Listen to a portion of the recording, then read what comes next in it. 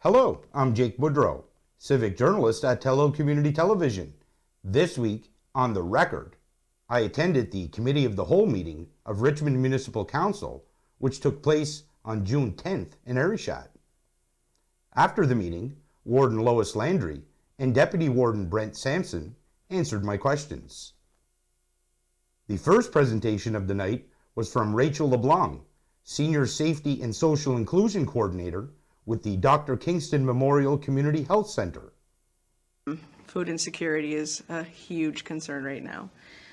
So in our program that highlights food insecurity, social inclusive opportunities, information sharing, as well as general navigation. And these are some of the navigating that I would do. And I feel that reaching people that need it most starts with genuinely listening and building that trust with people. So this is a photo of, well, Statistics Canada released the survey in 2022 showing the poverty rates were very alarming.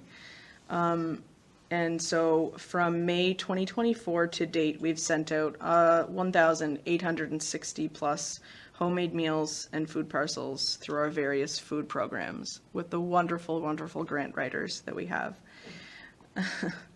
So this is a photo of the group from the adult drop-in. It was an 8-week cooking lessons, and they kind of had input on all the recipes, so it was a very inclusive project, and it was probably one of my favorites. So here's kind of a breakdown of some of the programs that we had. The Hearts to Home, which was 20 participants for 24 weeks. The cooking lessons at the drop-in, 8 weeks, and it was 30 meals we sent out per week. So that was pretty good. The Helping Hands pilot was 10 participants for 10 weeks, and the Helping Hands was 30 participants for 36 weeks, and that's ongoing until August 2025. I think we're on week 30 or 31. And we had a bonus. We had a sign up at the drop-in for folks to come and have a dine-in experience at River Roots. So they got to experience different plants and green smoothies and all kinds of fun stuff. And an extension of that was actually that we got to invite the Hearts of Almadam, Lewisdale Community Homes, and the Almadam Small Options Society right before they went to Disney. So we wish them well, and they had fun anyway. This is some photos of the food programs that we had. This is Norma Jean. She's the coordinator at River Roots, so the Kingston and River Roots kind of partner up and food, and everybody's happy. The next slide, the portion size, these were feedbacks on the forms that we got. The portion sizes are really great. We got 2 meals out of 1. It helps to stretch out during the week. That is kind of sad. This summer has been so hot and with no air conditioning, but it was a treat not to have to cook in the heat. And I liked this one. They're waiting at the door in anticipation of the meal. I'm barely in the door and they're taking it out of my hand.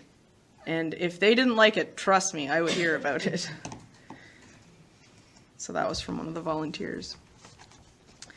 And we also asked these questions in one of our surveys. So what are some of the barriers to accessing nutritious food? Choosing to pay bills over buying food. The cost to buy, not sure what to buy, financial issues, no land on which to grow vegetables or raise animals, not wanting to ask for help, and cost and the accessibility of transportation. Lastly, a goal we have is to expand the reach of our food programs. We have been approved funding through the Community Food Centres Canada that will allow us to bring people and food together in more fun and social and meaningful ways. So stay tuned for that. We hope to incorporate recipe sharing, storytelling, music, history, and food into meaningful cooking sessions. We will see more as it unfolds over the next 2 years. And just food insecurity will be an ongoing challenge for the unseeable future, so we are proud to have this part of our program. Thank you. I'll turn it over to any councillors who have any questions. I guess maybe a question/comment, but I mean, obviously the food piece, I'm with you on that. Also a food lover. Thank you so much for that presentation. It was really wonderful. It's really great to kind of hear some reflection on what you're experiencing on the day-to-day. The municipality invests in this program every year, but we're not in the day-to-day like you are. So I really appreciate that. I did want to pick up on a couple things. Obviously on the food side of things, these sessions, I'm assuming one of the goals is not just to address the food security that comes along with providing a meal, but also in terms of providing guidance on how to make food last longer, right? Like there's one lady who said, or person who said they can split it over 2 days, and the cooking classes that you're doing, is that sort of part of what you're trying to achieve there? Is that you're familiarizing seniors and, and your clients with different ways of making the food go further, kind of thing? We did try to have, it was something like scrappy cooking. Right. I forget the title of it. We did try to have that, but we didn't have any uptake on it. But it's probably something that we would do again. Maybe it was just bad timing or something. Mm-hmm. But yeah, no, that's super important. And I was very mindful when we did the cookbooks of the cost of things, because that is, you can't just basically make what you want. You have to do what's affordable and use the things that you have and be resourceful that way. So I'm very conscious of that. And such important work, and I think to Councillor Mumbercat's point, we sit in budget deliberations and we make decisions about, what programs we want to fund, and it really is helpful for us to get ears on not just the asks, but here's how that money here's where those investments have gone for the people in Richmond County. So really, really important work. Thank you very much. So it seems food security is a big issue for seniors based on the presentation by Rachel LeBlanc with the Community Health Centre in Lordways. And I assume you can attest to that. Yeah, to have two presenters today to talk about food security, it is certainly a concern for seniors. We see the demographic of seniors who transition to pensions, and the difference between making the salary you're making or making 70% of that if you're going to a government pension. Sounds easy to manage, and it's not when everybody is living exactly dollar to dollar. And what we know is people, struggling to meet, to see ends meet when you're looking at being on old age pension and GIS. And sometimes we forget that as you age, couples experience loss, and that can be the death of your spouse, but it could also be that your spouse has gone into a long-term care facility. It doesn't take much before that changes the number of dollars coming into your home. And it's all linked around energy poverty and a lack of affordable housing. So we have people trapped in their homes, whether they've outgrown them or not. In some instances, that's, they would happily transition to a smaller home if they could find one. So yeah, it is discouraging, and yet at the same time, really, really grateful to see the people putting the time in and making those changes and doing that important work. Hugh McKay with the Rural Communities Foundation of Nova Scotia did the next presentation about the Dave Gunning Zero Hunger Fund. Some of you may be familiar with Dave Gunning. He's a noted Nova Scotian musician and songwriter who's got wide recognition, certainly throughout the Maritimes and across Canada and into the United States. He's a staple at a lot of the festivals around Nova Scotia, Stanfest and others, for example. This program was originally going to be called the Bruce Guthrow Zero Hunger Fund. But Bruce, as a ailing from cancer, asked his good friend Dave if Dave would lend his name to the program, and fortunately he did that before he passed. Dave has picked up the torch, I guess, to use a Montreal Canadiens expression. He picked up the torch from Bruce, and he's been not just a name for the program, he's been actively involved in the program. He mentions the program at all his concerts. He's even done some special benefit concerts where the funds come directly to the program. So what's the program about? It's about supporting what are commonly called free stores in Nova Scotia schools. Sometimes they're called pantries, sometimes they're called backpack programs, whatever. These are programs that support students who the school staff notice are coming to school without proper nutrition. And really, after just hearing Rachel speak about food insecurity and the great issue that is across Nova Scotia, and particularly rural Nova Scotia, I would say, some of her comments there about Nova Scotia having the worst poverty rate in Canada,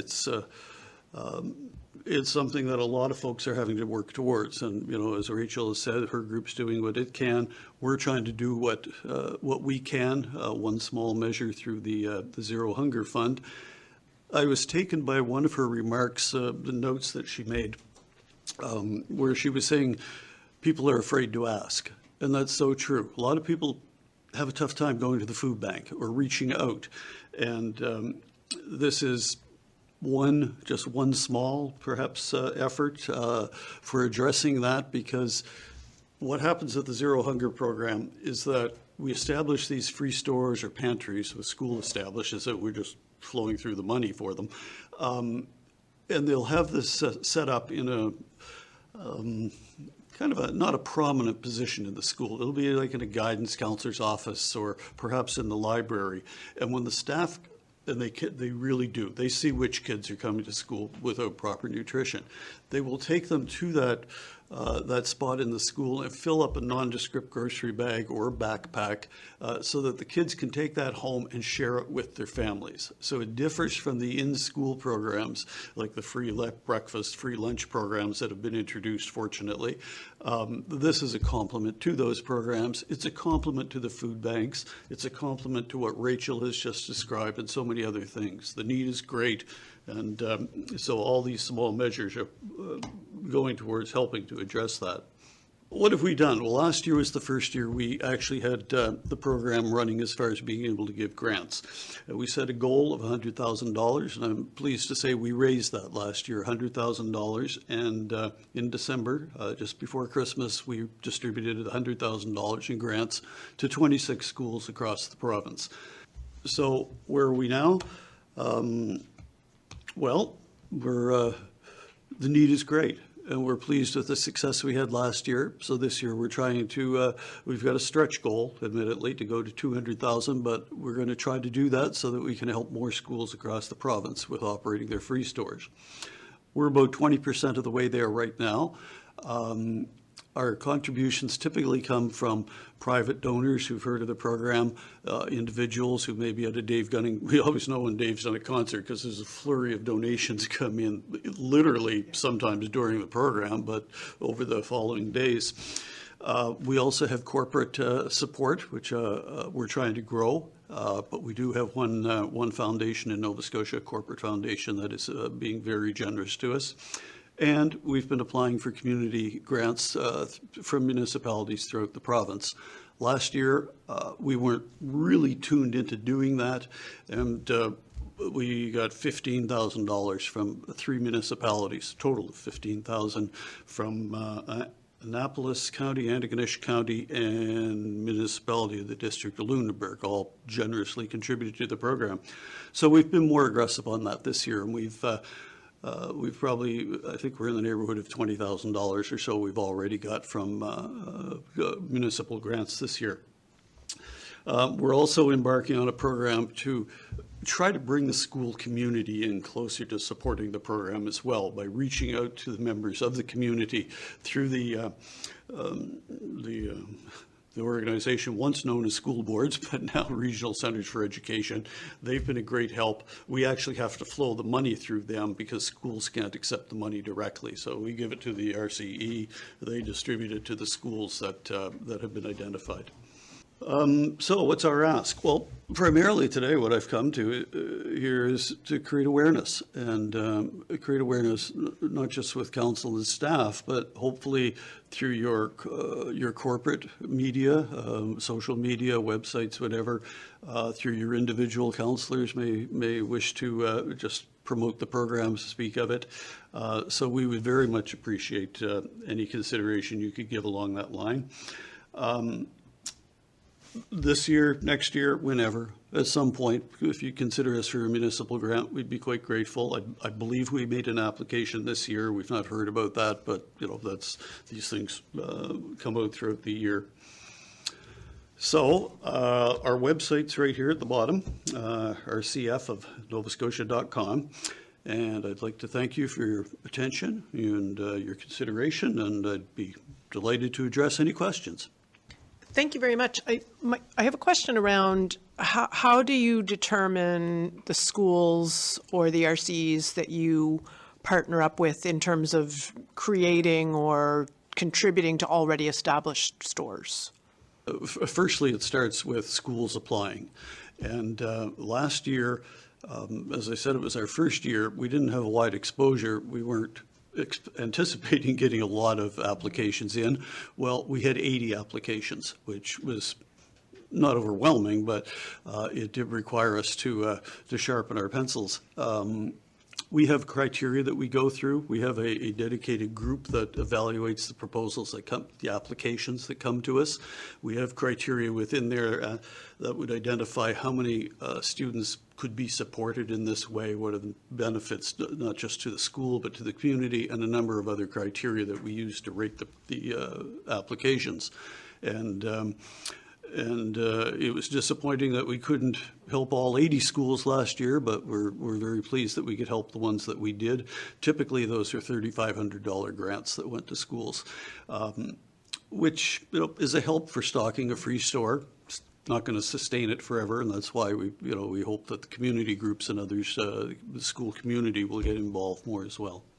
Really interesting that there are several organizations that have tried things like this, and schools, I think you're right, have a very keen understanding of who in their school community is struggling, and the breakfast and the lunch programs being universal has been great, but the targeted funding available to people significantly in need is really helpful. And there was a really active backpack program here for a while, and then it sort of went asunder, and it is noticeable the difference. I was the principal of one of the local schools, so the difference is quite noticeable on the back end of that, seeing that kind of fall apart a little bit.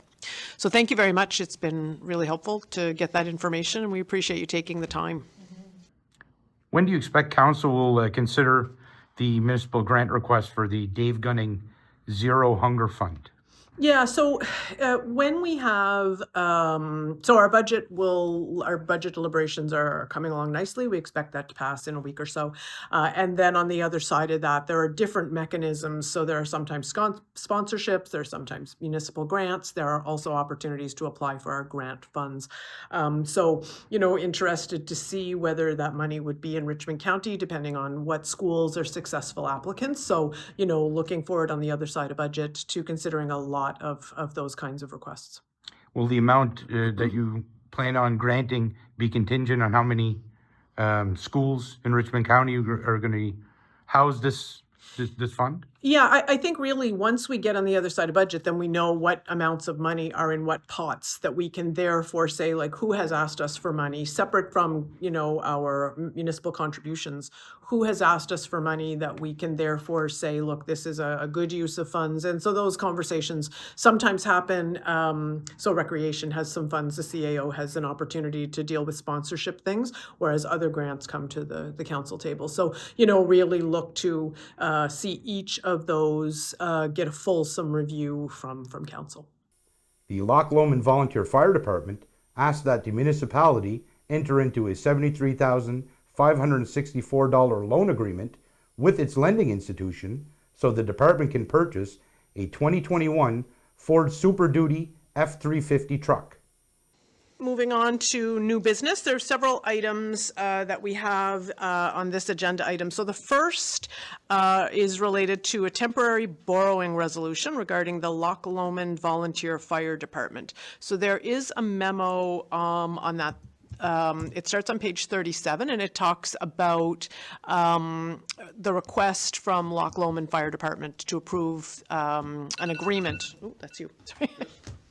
Okay, so there you go. Yeah. So there is the resolution, which is included in the package on page 40 of the package. So if and this has been vetted by our finance department.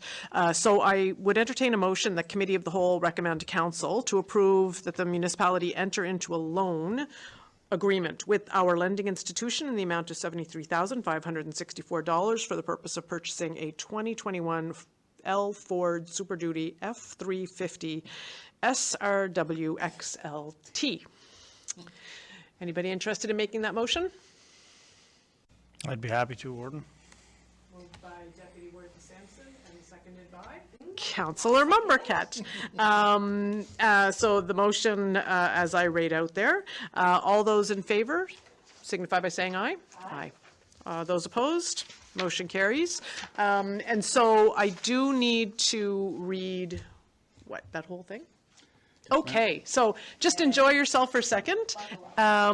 Okay, so Council of the Municipality of the County of Richmond, Fire Department Guarantee Resolution. So the amount is $73,564. The fire department is the Loch Lomond Volunteer Fire Department. And the purpose of this resolution is the purchase of a 2021 Ford Super Duper thing.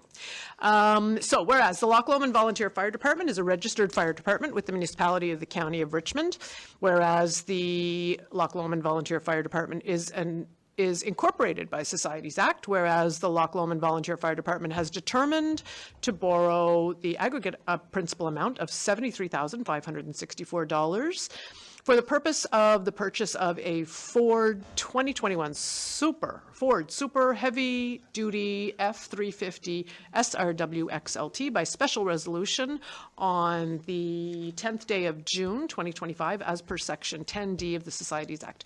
Whereas the Loch Lomond Volunteer Fire Department has requested the municipality of the County of Richmond to guarantee the said borrowing. Whereas section 294 subsection 6 of the Municipal Government Act provides that the municipality may grant or lend money to or guarantee a loan for a registered fire department for operating or capital purposes, and whereas Section 83 subsection 3 of the Municipal Government Act provides that no guarantee of a borrowing by a municipality shall have effect unless the Minister of Municipal Affairs and Housing has approved the proposed borrowing or debenture and the proposed guarantee. Be it therefore resolved that Council of the Municipality of the County of Richmond does hereby approve the borrowing by the Loch Lomond Volunteer Fire Department, $73,564 for the purpose set out above. That, subject to the approval of the Minister of Municipal Affairs and the guarantee, the municipality unconditionally guarantee repayment of the principal and interest of the borrowing so made. That upon the issue of the debenture, the warden and clerk of the municipality do sign the guarantee attached to each of the debentures and affix thereto the corporate seal of the municipality. Is that it? Oh, there we go. There you go. Okay, so that motion carried. Resolution is read for the record. So in the case of the Loch Lomond Volunteer Fire Department for the borrowing resolution, is there a timeline? Do they need this, you guys to approve this soon so they can get that truck? Is there a time crunch? Usually there are, and that typically comes from quotes. So if we ask community groups that get a quote on anything, whether it's the purchase of a vehicle or work they want to see and the materials that go to that, what we're finding now is the quotes don't tend to last months and months and months. So we're very mindful of that. And listen, we just went through a fire event in that district. If this is something they see helps them to fight fires, we would like to help them fight those fires. So if this is the way we do that, happy to do that as quickly as we can. A community capacity cohort grant application arose at the council table. Item 6B, Community Climate Capacity Cohort Grant Application 2526 memo. For folks following along at home, you can find that information is from page 41 to 61, primarily the first couple of pages. So that's in your briefing package, and the briefing note provides us with information about being included to the coastal cohort for 2025 under the Community Climate Capacity Program through the Clean Foundation of Nova Scotia. So information about the financial implications and the related action items that speak to climate change, adaptation, and preparedness are also included in there. So, Councillor? Okay, so I will make a motion to support the application. I know that the memo says approve, but I think we're, Yeah, so we're asking for a motion, the Committee of the Whole recommend to Council to approve Right. staff applying to be part of the 2025 coastal approve cohort. staff applying. Okay, we'll use that language. Yeah, that's fine. I'll make the motion to approve that staff apply to the program. Okay, we have a seconder? I'll second that. Any discussion on that? Any concerns? As long as we have the motion of that support, Madam Chair, that just needs to be part of our application, and that'll do. Great, okay, great. Well, we certainly know that there are several items, action items in our, With it. yeah. Okay, Can you use the motion from COW, or do you need to wait till after? We're going to submit it with the application now that we have this and it's Yes. ratified at a later date. okay, So, good. Okay, all those in favor signify by saying aye. Aye. Those opposed, motion carries. How can the municipality benefit from the Community Climate Capacity Cohort grant?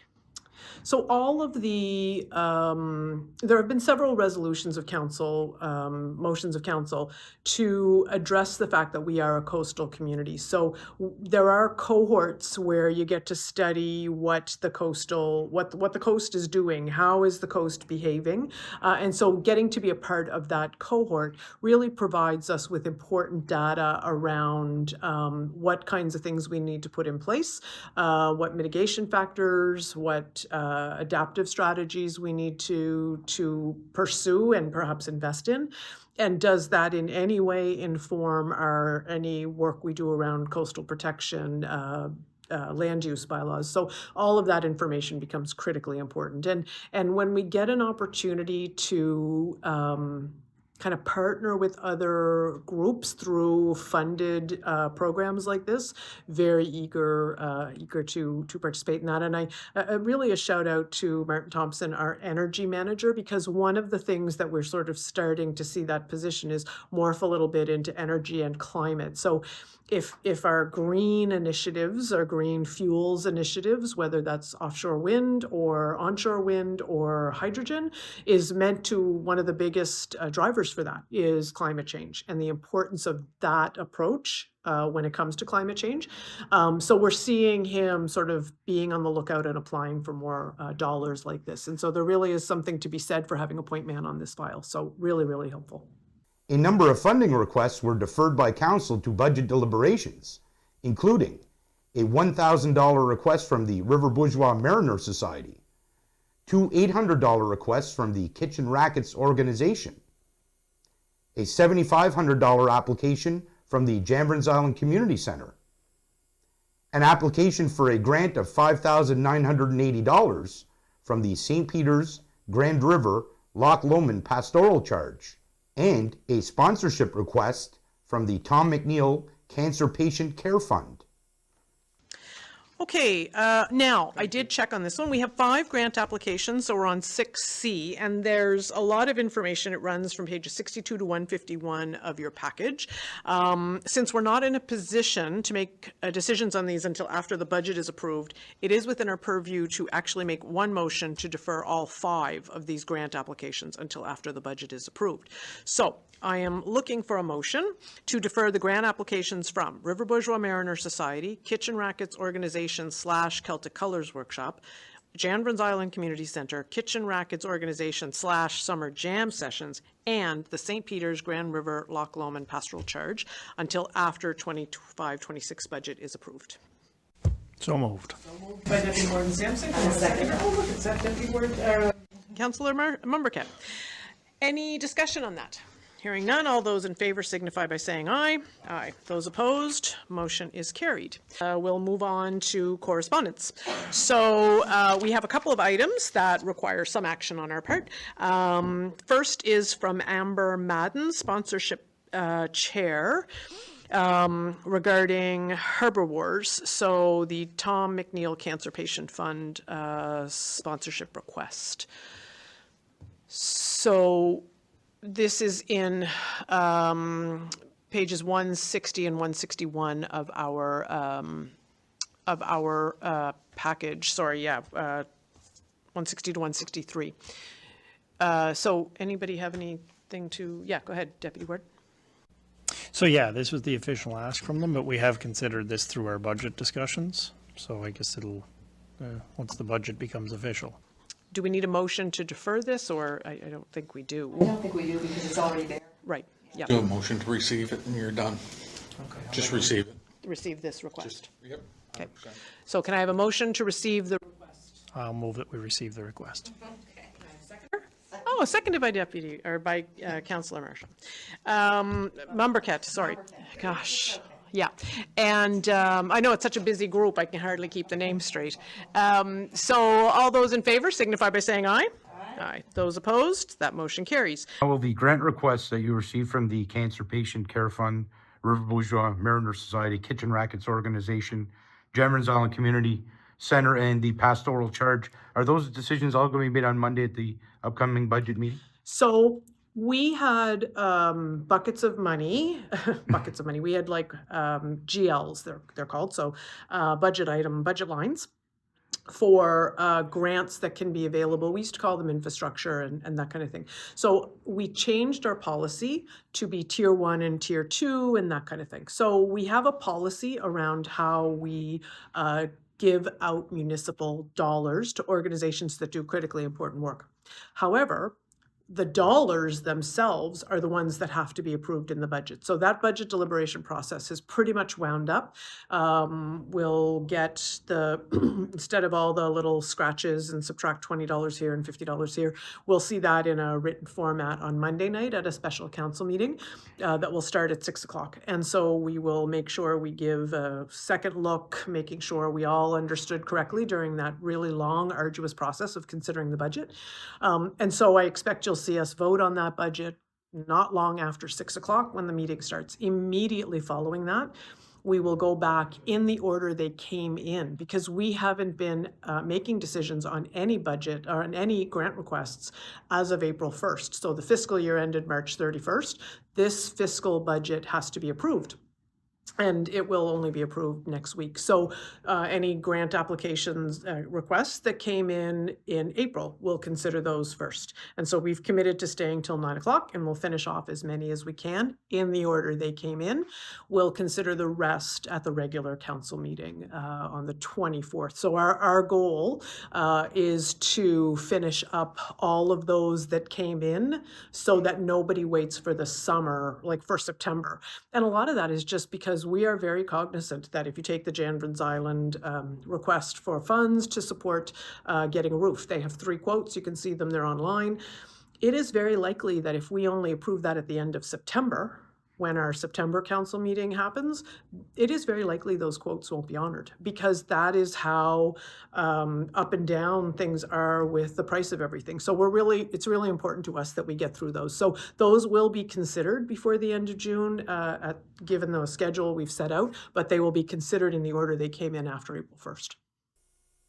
Warden Lois Landry reported on a series of positive conversations about getting a CT scanner at Straight Richmond Hospital.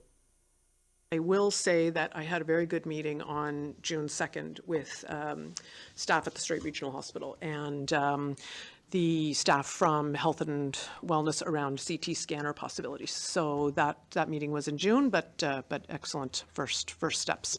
I'm wondering if you can talk more about the meeting you had about the CT scanner for Straight Richmond Hospital. Yeah, very, very pleased.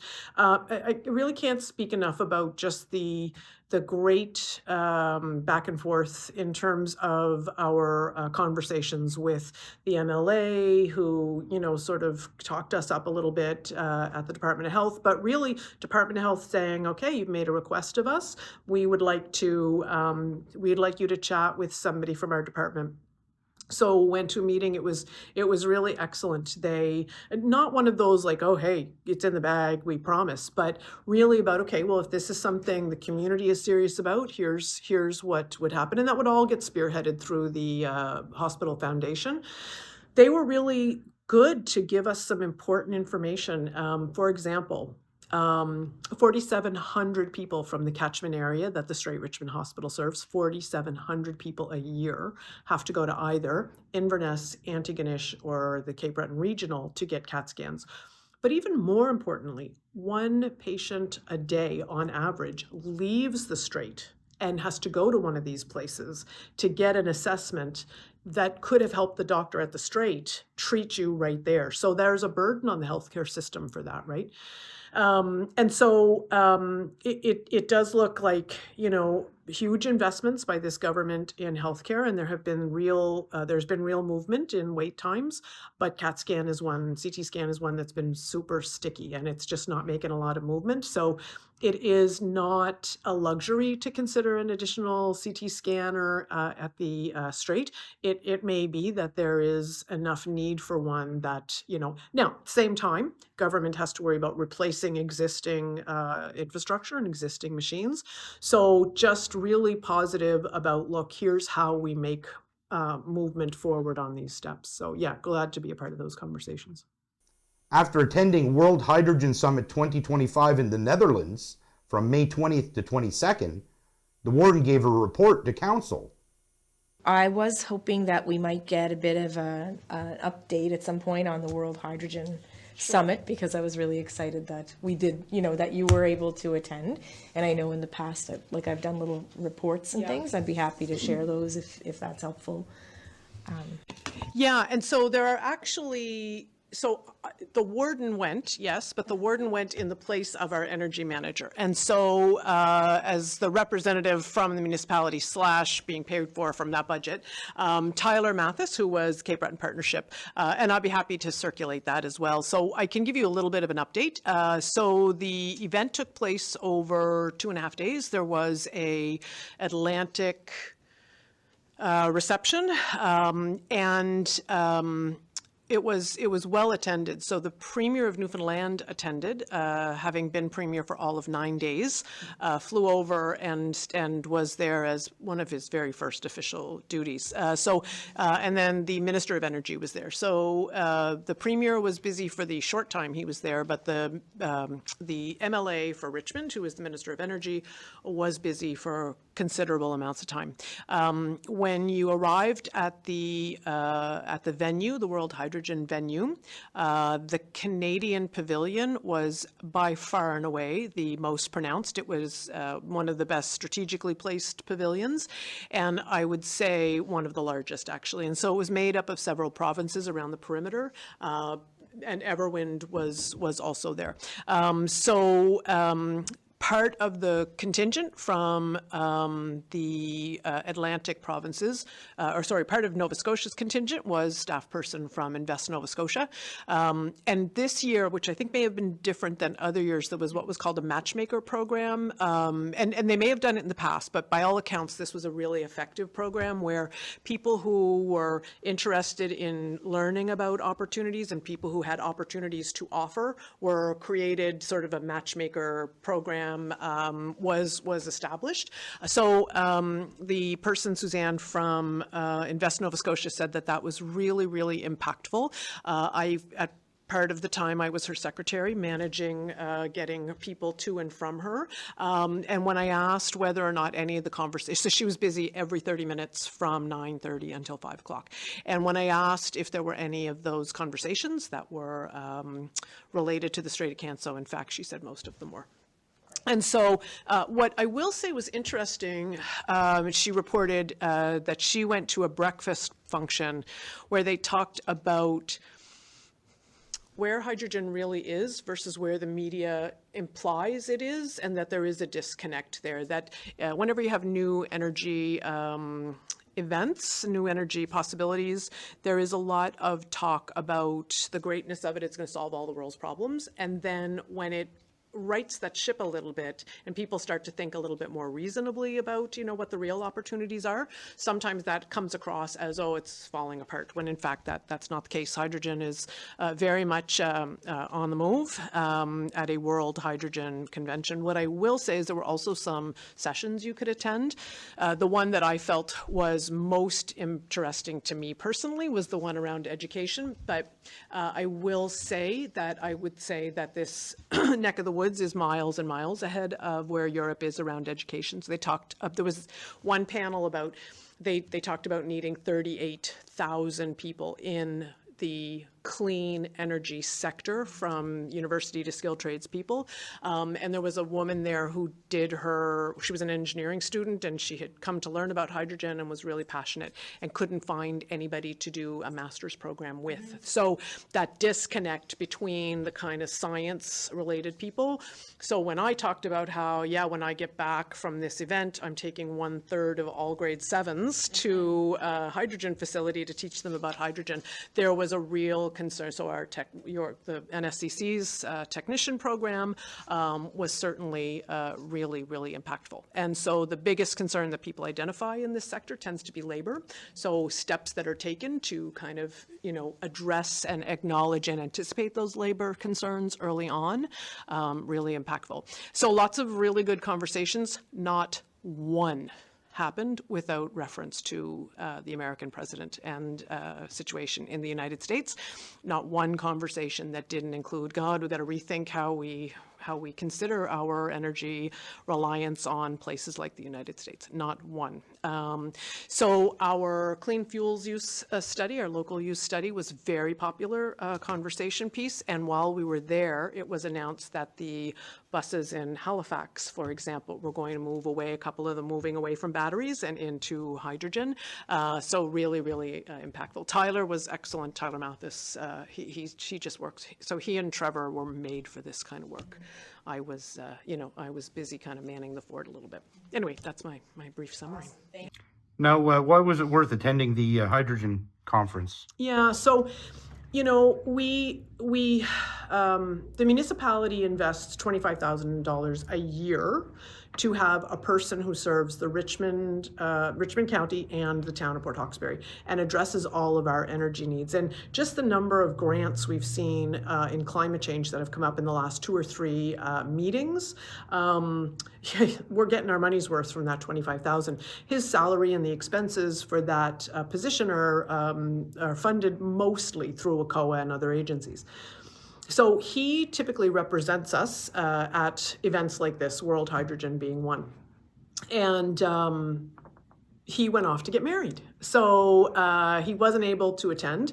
So he asked me to go in his place. So that'll show up on that budget line, not the wardens travel, but went there. And the reason we wanted to be a presence, whether it was him or the warden, is because we know that Atlantic Canada and the Strait of Canso have the 2 most advanced hydrogen programs in the country.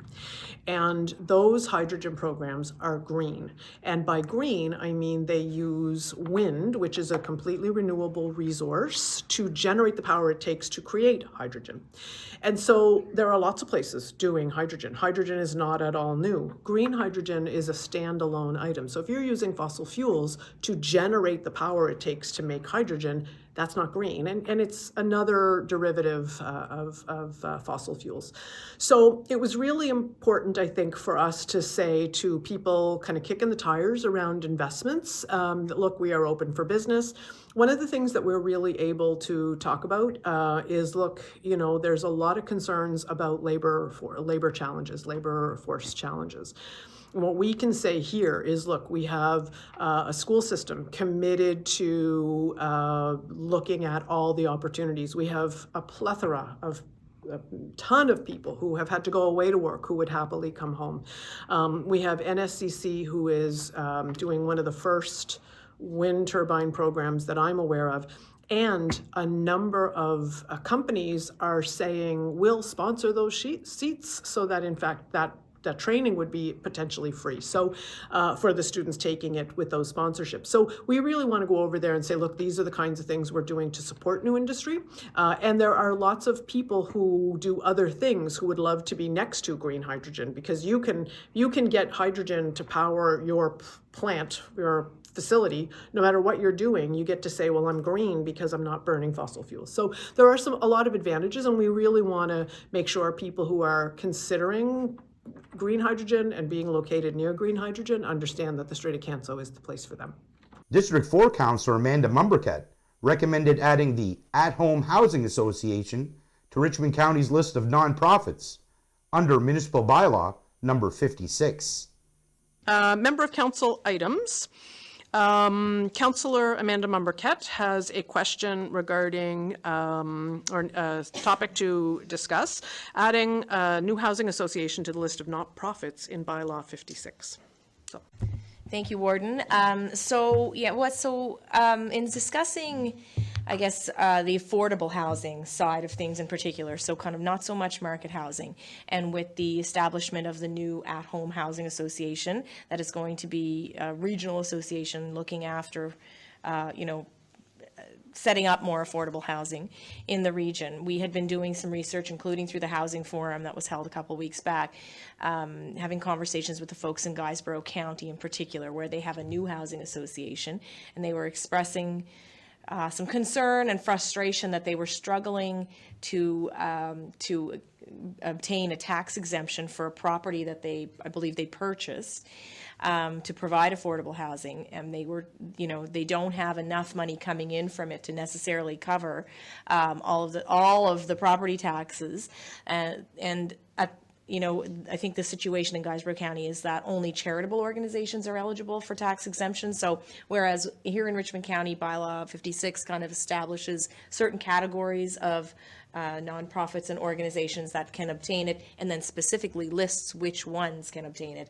Mm-hmm. In some other municipalities, what they do is they have categories, and if you're a charitable organization, you meet certain other criteria, then you can be, declared tax exempt. So instead of having a list of the specific organizations, they have kind of more criteria-based approach. I'm not sure which approach is the best, to be quite honest. I like the very specificness of our bylaw because it's available to the public, it's clear who is in, and all of that. But at the end of the day, it did make me think of the new housing association here, and wanted to suggest some preemptive action for us to consider, which would be the reopening of Bylaw 56. It is currently closed for a couple of reasons. To consider adding at-home housing association to that list of nonprofits. It takes years to become a charity, so I'm not suggesting we would wait till they become a charitable organization, but to take some preemptive action to assist that group. It would be also, I think, an opportunity to review that existing list. I think there's a few that are maybe a little out of date, and update it should an organization no longer exist or have changed purposes or whatever the case.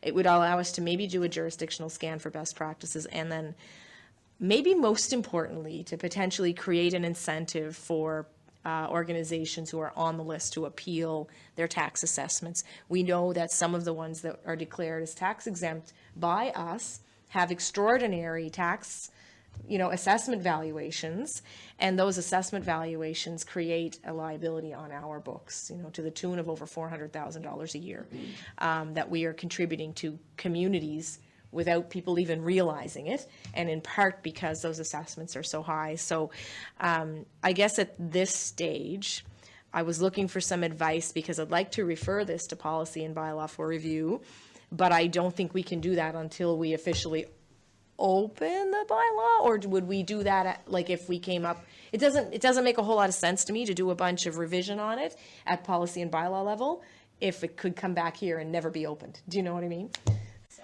Is there an opportunity to, given that it's June and we're closed for business for July and August, for that part of our work, is it possible that we would refer the matter to staff to give us some advice on direction we could take with all of those things, the jurisdictional stand, advantage and disadvantage, as you mentioned, names on the list that would potentially, you know, have outgrown the purpose of their original intent. And to prepare that for us to make a decision in September about whether it does move forward. So is that something that gets some information from staff to us that then kind of drives our decisions after that? I think that would be great, Warden. But again, would not want to be asking staff to go through all that if there was no appetite from council to ever reopen it. Do you know what I mean? So I just wanted to get a sense of it at this table before sending it anywhere, really. I mean, in all honesty, I think we know it could be a can of worms. We talked about that. But I'm more than willing to have the conversation because it comes up every year at budget that there may have to be some tough decisions made as to whether or not there's a way to adjust this that will hopefully encourage groups to maybe appeal the assessments and so on. Because I think a lot of times when their assessment increases, it's like you said, they have no idea that that has a detrimental effect on the county by them not appealing it. So I'm more than happy to have that conversation, and I think maybe referring it to staff might be the right way to start. Bylaw 56 is a bylaw that allows the municipality to say that community groups do such good work that we want to, support that work as best we can. And so they get property assessments, just like each of us as homeowners would get, but they are exempt from paying the tax that goes with that. So there would be community halls and that kind of thing. And so they get a property assessment, just like we do. When you don't pay it, there is some concern that there's not much incentive to appeal. And so we are concerned that we're seeing higher assessments than we would otherwise see if they had to kind of say, gosh, that's too much for a community group to pay. It is considered a liability for us, and we do that portion of that assessment that we have to pay out for education still goes out the door. And so it does impact our assessment. So it is a cost to us. So there are some benefits to just keeping our mouths shut and never asking these questions, and we don't open up any can of worms, but I do think it comes up, and I think it is worth investigating. So, I think you have three members of council sitting here tonight, which is a majority of council. So even if the other two were adamantly opposed, I think we would get, an appetite to bring the discussion to the table. I don't think that's unreasonable. So thank you, Warden and Deputy Warden. In that case, we'll make a motion to refer bylaw 56 to staff for investigation into the current status of some of the organizations listed, look at best practices and potentially some incentives to help appeal or review assessments. Can I have a seconder? I'll second that. Great. Hearing no additional discussion on that matter, all those in favor signify by saying aye. Aye. Those opposed? Motion carried. In regards to the changes to bylaw number 56, we're talking about as far as listing nonprofits, and you mentioned there's going to be some tough decisions that are going to have to be made. What did you mean by tough decisions?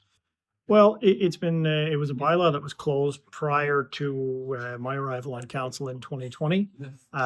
It's been brought up in the past because I think there are other groups wanting to get themselves added to it. We haven't gone down that road in the last 4 or 5 years.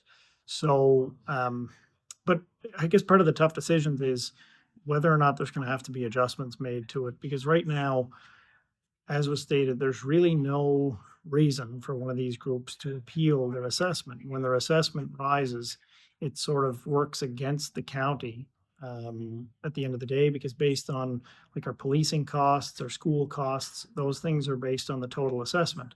So when these numbers go up, not only is the county writing them off for that organization, but it's also costing the taxpayer a little more at the end of the day in other costs. So, discussion's been had whether or not maybe a percentage of it would be written off and not 100%, maybe a high percentage, but at that rate, people may still want to appeal it.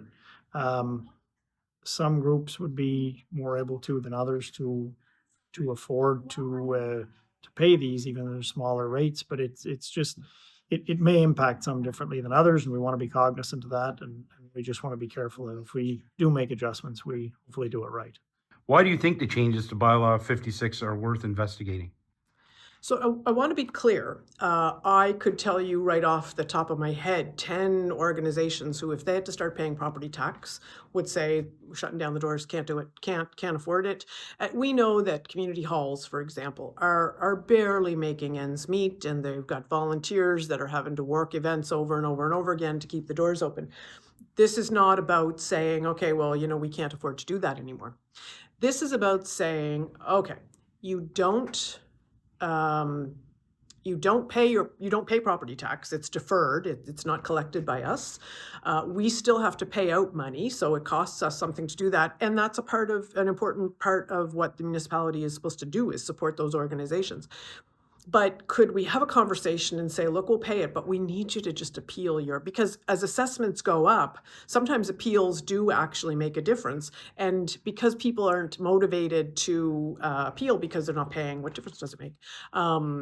So is there a way to do that? But I think Councillor Mumberket's motion was really also related to the fact that we know that we have an affordable housing not-for-profit that has just, really making some headway, and it's coming along nicely.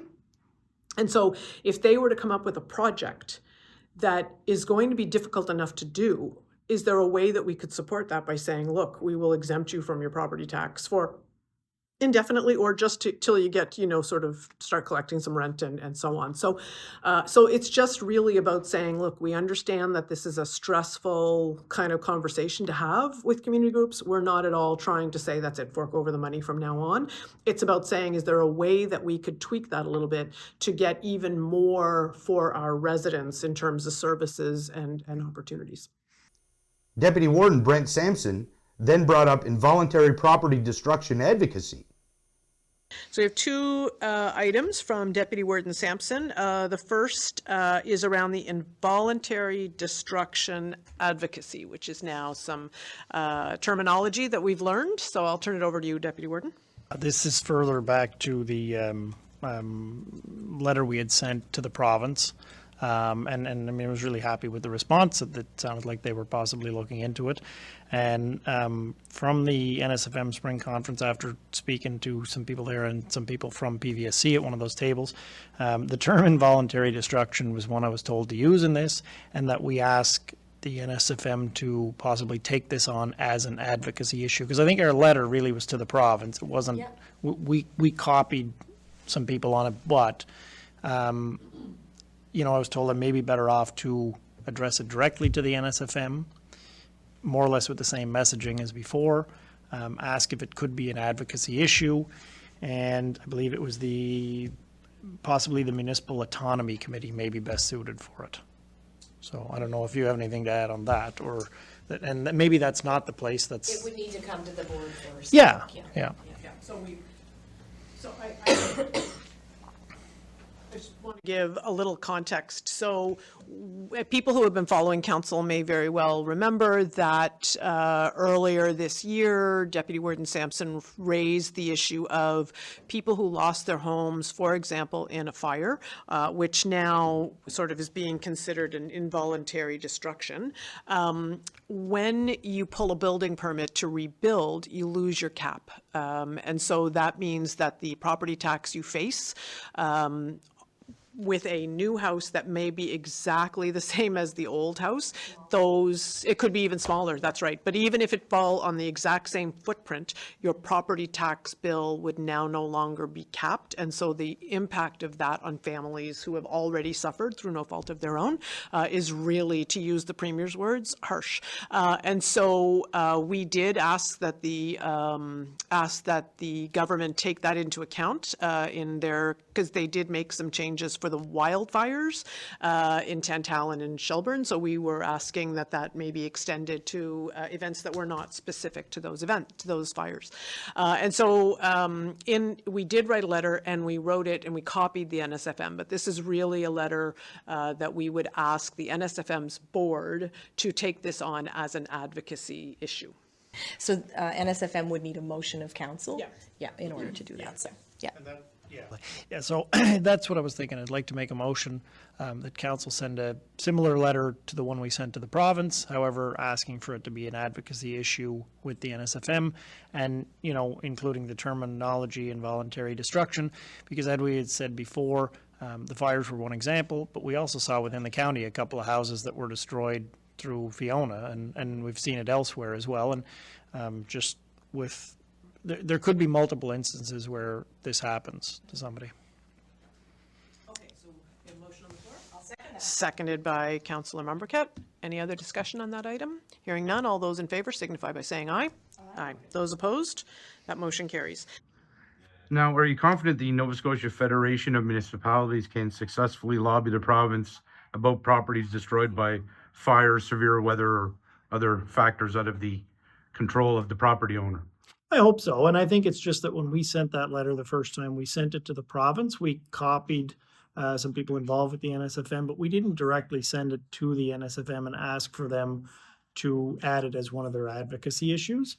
And when I attended the spring conference, that something was brought up to me that this is probably the proper route to go. And the involuntary destruction was terminology that was given to me that this would be the appropriate language to put around it. So, you know, we're hopeful. And honestly, the province, I think, did a great job in addressing this with the wildfire situations. And the response we got from them, in my mind, was positive, that they were looking into it. And that's really all we can ask for. So I would hope that the NSFM is able to help us in that issue and push it forward, because I think it's something that could benefit people from across the province. Sampson, also the councillor for District 5, talked about provincial credit freeze legislation in light of the recent data breach reported by Nova Scotia Power. Next item from Deputy Warden Sampson is an issue around credit freeze. And so this item includes a write-up, just sort of briefly summarizing it, but the link is to a CBC article. So I'll turn it over to Deputy Warden if you want to give us some background on that. Thank you, Warden. So there's something that's new to me as well, but it came to my attention through a radio segment within the last few weeks, and then I started looking into it, where this article spoke about legislation that was in place in Quebec. What happens there is it's possible for you to contact the credit agencies and have your credit frozen. So the reason I'm bringing this up now, based on the Nova Scotia Power issue, what everybody's aware of. So a lot of people really concerned about this, understandably so. I received one of those letters myself. By doing this, you would be able to temporarily freeze your credit. So if you had no thoughts of large purchases, let's say in the next 6 months to a year, you could contact them, have this done, and then if you are the victim of identity theft and somebody tries to, let's say, buy a car in your name, as soon as that would get flagged that your credit was frozen, and then it may make it more difficult for them to do it. So it's able to be removed. It's only available right now in Quebec. This article was only from 2024, and at the time it said Nova Scotia was considering it. I'm not aware of it going any further since then. However, my ask would be, I'd like to make a motion that we write a letter to the province asking that they seriously consider this or look into it going forward, because I think it could be helpful for a lot of people, especially given the current situation with the NSP cyber attack. So I will second the motion. And I think one of the important pieces, so from the Quebec Credit Assessment Act, is it's an opt-in scenario, you know, so you're not, it doesn't just apply immediately to everybody. You can, it exists, and then you opt in should something like this happen. And I think that would be an important piece. So I wouldn't suggest a motion amendment, but definitely if we could mention that in the letter, that it would be an opt-in. Yeah. Yeah, I think that's really important, because there are people that are going to say, no, I don't want to do this or whatever, and that's totally their choice. It just may give an option to some people out there, and hopefully it's helpful to them.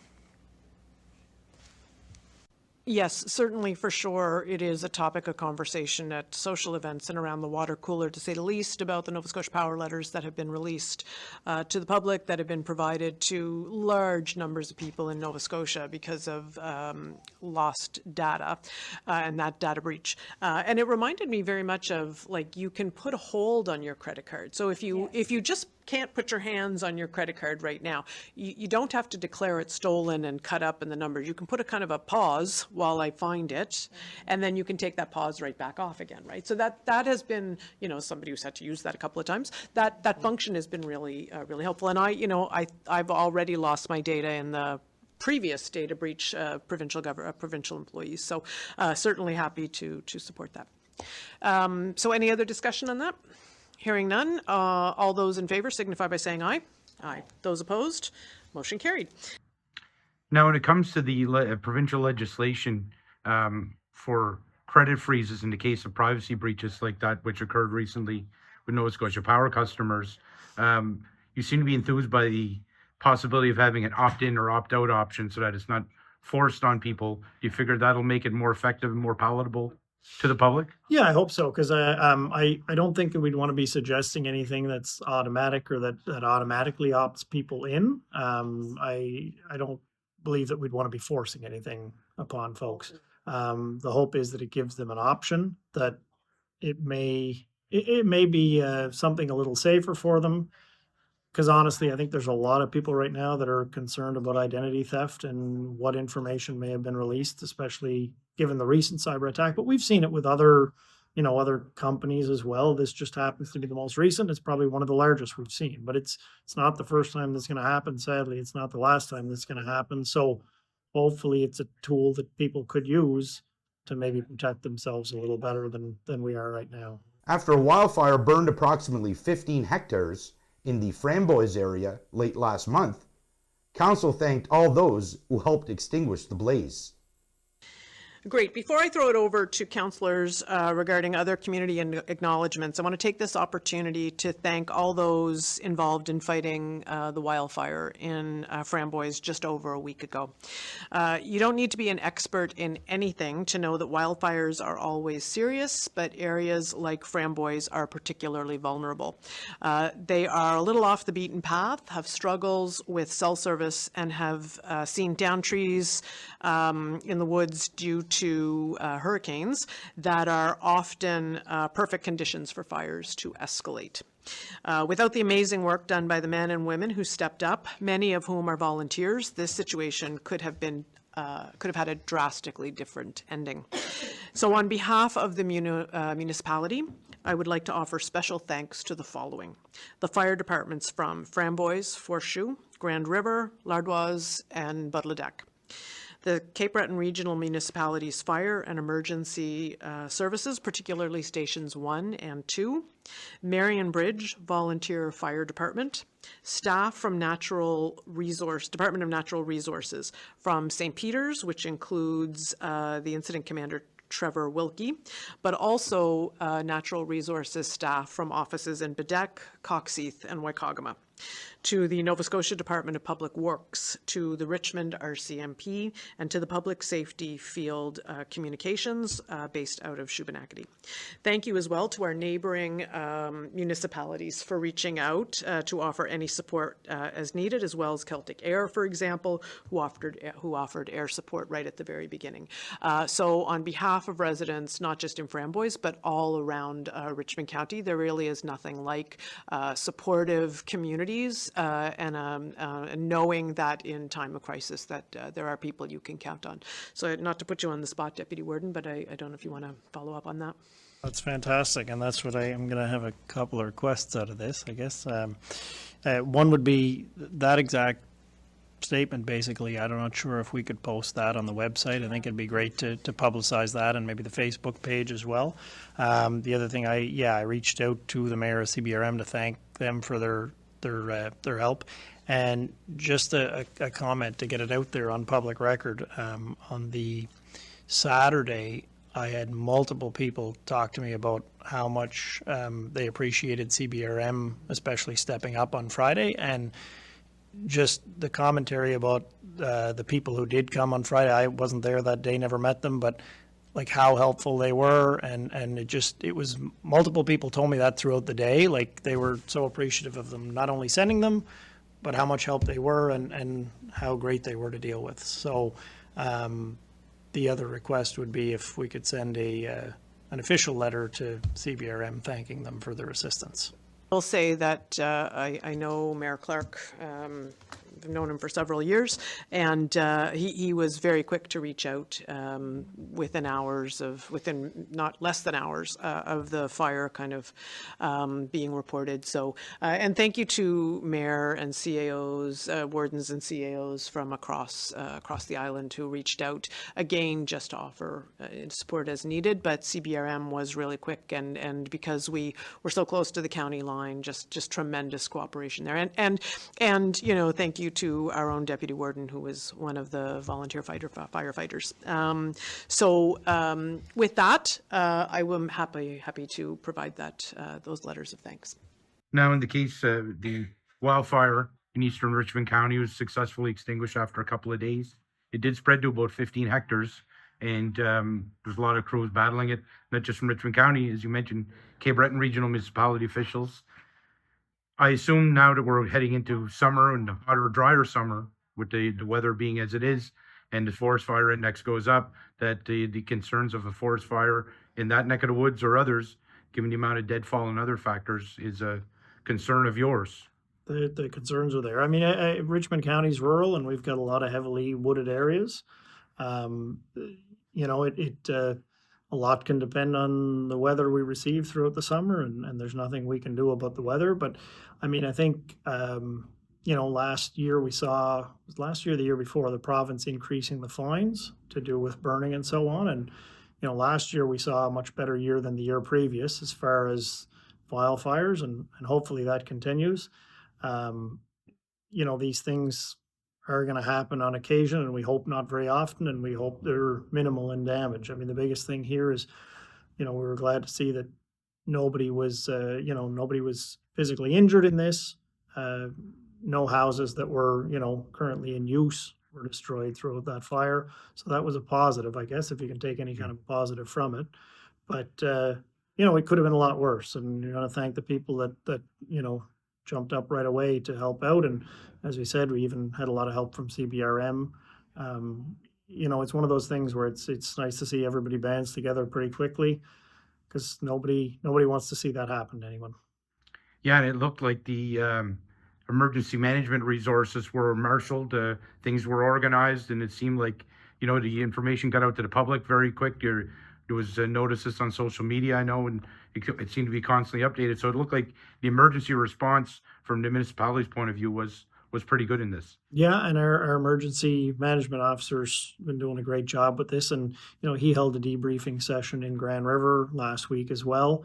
We had another meeting that night, so I wasn't able to attend, but he's been in coordination with the Department of Natural Resources as well. And so they take the lead on these things, but, you know, he was right there to try and see what role the county could play and try and keep everybody informed. And I think a lot of people really appreciated his work on that. And the local fire departments as well, Lordways, of which you're a member, and you mentioned that you were on scene there. So the local fire departments really stepped up as well and did their role as well in all this. Yeah, and you know, that's something that happens. They, you know, the departments will step in to help Natural Resources. Natural Resources has crews of people that are used to dealing with this, but they also come around often in the spring or even over the winter or the spring of the year, and they'll do training with the fire department specifically on wildland fire training. I know they did some this year with our department. I believe it was last year. I remember them doing it. I'm not sure if they offered every year, but they try and keep up on it as much as they can, so that in the event of an emergency like this, people are familiar ahead of time with what's expected of them. Although the wildfire in the Framboise area was successfully extinguished, I assume that with the hotter, drier weather possibly coming this summer, that still is a concern for you in that area and around the municipality. Oh, anybody who's not afraid of wildfire at this point is short-sighted. We know how many hurricanes we've seen in the last couple of years, and so we talk about Fiona, but Dorian was no joke. And so there are trees that have been knocked down, sitting in the woods for 2 years, 4 years, 5 years, that have now just become dry timber. And so we all want to have sunny days and beach days, and we all, want to have all the sun in the world. But, we need to be really mindful that dry weather creates a tinderbox circumstance. And there are some places that are more of a concern. So whether it's the center of Isle-Madame that, has a lot, it would be challenging to get to some of those places should a fire start there. Places in all, pretty much all of District 5. That is a significant concern to us. So cannot say enough about how grateful we are for the people who put themselves in harm's way and fight those fires, both from the fire departments and from natural resources. And our emergency measures coordinator has been just tremendous in helping to kind of quarterback that. But had the weather not cooperated the way it did on that particular day, because when the fire was kind of announced at 5 o'clock, you could actually watch the temperature. If you had a gauge, we have one at home, the temperature went down and the humidity went up and the winds came down. And so had those things been the flip of that, there really is not likely that that group could have stopped that fire from just ravaging that area. So I will say this, the Department of Natural Resources provides a fire safety kind of metric, right? So every day at 2 o'clock, you find out if you're green, yellow, or red. So if you're green, you're good to go. You can burn from 2 o'clock until 8 a.m. the next morning. If it's yellow, you have to wait until 7 o'clock, until 8 o'clock the next morning. But if it's red, you can't burn. And listen, we live in rural areas. We know the importance of being able to burn. If it's grass that's too high to mow or debris that you're trying to clear and land and all of those things, it's an important part of how rural communities kind of, deal with getting through the seasons of the year. But it is critically important that everybody follow that and be super mindful, whether it's campfires that you need to make sure you put out, or nobody likes the smell of cigarettes in their car, but you can't be flicking, we all need to bear some responsibility to be super mindful about that.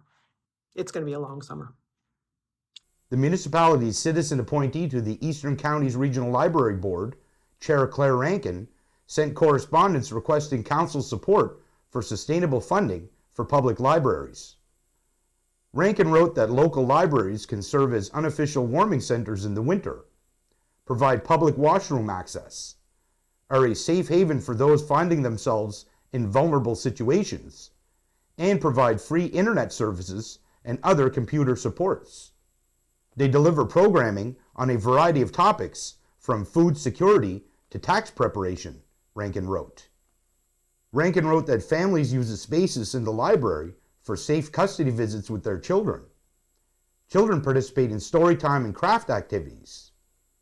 Teens have designated safe spaces to gather, participate in organized activities, and do homework, while seniors use libraries as a gathering spot for socialization and learning opportunities. So there is an email from Mr. Rankin, and then it includes some notes from Allison Graham, who is a town councillor from Truro and I think originally from Jiddick. So wondering if anybody has any thoughts on that? I'll go first. Okay, thank you, Warden. So I do remember when Allison got up and spoke about this at the Nova Scotia Federation of Municipalities. She's making some great points. She's talking about, the vast majority of, people who work in public libraries being women. They're highly skilled, well-educated, but chronically underpaid. How libraries serve as warming centers. We're seeing best practices emerging all over the place around them, combining with VICs. I mean, there's a lot of reasons to have libraries in our communities, and I do agree that they are underfunded. So I think the request from Claire is to write a letter, but specifically I would say I would make a motion that, to recommend to council. Is it in there already? It is, yeah. 66? Oh, okay, yeah, we got it. So I would make a motion that the issue of an inadequate and sustainable funding for public libraries in Nova Scotia be brought forth to the Nova Scotia Federation Municipalities Board for consideration as an advocacy priority, based on the resolution they've got there. I'm not going to read it all. So the request is that we write to the NSFM so that the NSFM can kind of act on collectively. Okay. Seconded by? I'll second that. Any other discussion on that motion? Hearing none, all those in favor signify by saying aye. Aye. Those opposed, motion carries. I assume you agree that regional libraries require sustainable long-term funding is what Claire Rankin, his letter to you guys spelled out. Yeah, municipalities have a role in libraries, and yet we don't have the mechanism to collect the kind of taxes that it takes to provide the service. And as people struggle with food security, with energy poverty, with transportation challenges, libraries become the first line of defense. It's a place where you can go with your family, and it's warm, and in the summers they're almost all air conditioned, and there are places that will provide you with support. So the homeless populations, that's the place where they get support for collecting the paperwork you need, whether it's applying for your social insurance number because you've lost it or you never had one, or whatever the case may be. Libraries really are the first line of defense. And then not even in those moments of hardship, but we're trying to be an active, healthy population. And so we rely on libraries a lot. That's where we house the snowshoes, for example, that people here can rent. And so those kinds of things are a central location. And we think about libraries a lot. I remember speaking of our green hydrogen proponents, those companies, if they have an environmental assessment, they almost always drop those off at the library. So you can find those, environmental assessment applications at the library. It becomes a kind of a catch-all. So, happy to support Claire and that board's request to advocate for that. Heather Brennan, the manager of the Before and After program, said she is looking for organizations or childcare providers to operate after-school programs at Felix Marichong Education Center and East Richmond Education Center. Brennan said the program is delivered at schools by community organizations and is open to children from pre-primary to grade 6, with spaces prioritized for younger children. There is a letter from Heather Brennan, who is the Before and After School Program Manager for the Strait Regional Centre for Education. So this letter is not asking for a letter of any sort. So I'll just give you some feedback. So or some context. So pre-primary was a program that was implemented very quickly, and it had some really great the reasoning for it was great, and putting 4-year-olds in public schools certainly has advantages, but it had unanticipated consequences. And some of those consequences were that 4-year-olds were removed from early childhood and daycare centers and childcare centers, which changed the dynamic of the kind of funding that they could approve and the number of people that kids they had. But one of the biggest concerns is that daycares and childcare centers typically operate from 7:30 in the morning until 5 o'clock. So when you put your kids in pre-primary in the first year, you weren't allowed to bring them through the doors until after school started at 8:20 or 8:30, 8:40, and you had to pick them up before the buses came, which meant that parents who had 4-year-olds could only have their kids in these facilities, in these programs, from 8:30 to 2:30, let's say. And then they eventually allowed kids on the buses and outfitted them with seat belts because they're so little that seat belts weren't built for those. Had to ban them from the playground equipment because playground equipment is from 5 to 12. So there was lots of hiccups, but it still is the case that even if they get to school, it is a struggle for families who can put their kids on the bus maybe at 8 o'clock, get off at 3. Very few jobs allow you to work from only 8 to 3. So there is somebody whose job it is to actually work on before and after school programming. And it is my understanding that Richmond County is the only part of the SRCE that does not have before and after school programming. There had been some in St. Peter's, but that has fallen apart. And so what they have tried to do is access a service provider that would be willing to work out of the school, so that essentially you could drop your kids off at 7:30.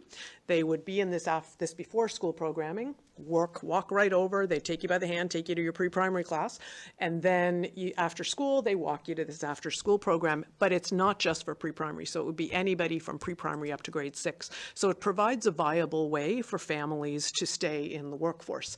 The problem is they do not have a service provider who has been able to take that on, and they have struggled on their own to find staff. So what that letter is really just to request that we make note of that to councillors, so that if you have any connections to service providers who might be willing to work in the St. Peter's School or in Felix Marchand School, and there are some 5s and 6s over at Recca, but the bus would allow them to bus over. So, and if we could perhaps consider some ways that we could share that on our social media. So they are really looking to provide a service, and given that childcare is now so much more reasonably priced, it would really be a great thing. I will tell you, as the principal, we had families who would call me about this when I was at Felix Marchand all the time. It's a terrible thing to be just so close to being able to enter the workforce, but not being able to. So it's as if you don't have childcare. If you can't have childcare that it mimics the hours you have to work, it's just an impossible situation. And the St. Peter's situation, I think, caught everybody off guard. So you used to be able to do that, and now you no longer can. So it is a real hardship for families. Anybody else? That's kind of my soapbox story there.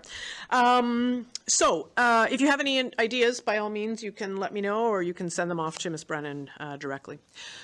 So does it appear to you that the before and after program can succeed at local schools? Do you figure there's going to be some participation from the public to that'll be an acceptable level? Yeah, well, we certainly have seen before and after school programs happen in almost every part of the Strait region except Richmond County. And we saw in St. Peter's that there was a mechanism for kids who were attending school from the first bell to the last bell kind of go over and work there. And because of staffing challenges, which we know there are staffing challenges in many, many sectors, before and after school programming is a particularly difficult program to staff, because you're asking people to come in and work from 7:30 to 8:30 and then again in, from 3 to 5. And so, if you're somebody who's got to pay gas to get to work, now you got to get to work twice a day and you're working short hours. So there are challenges to that kind of,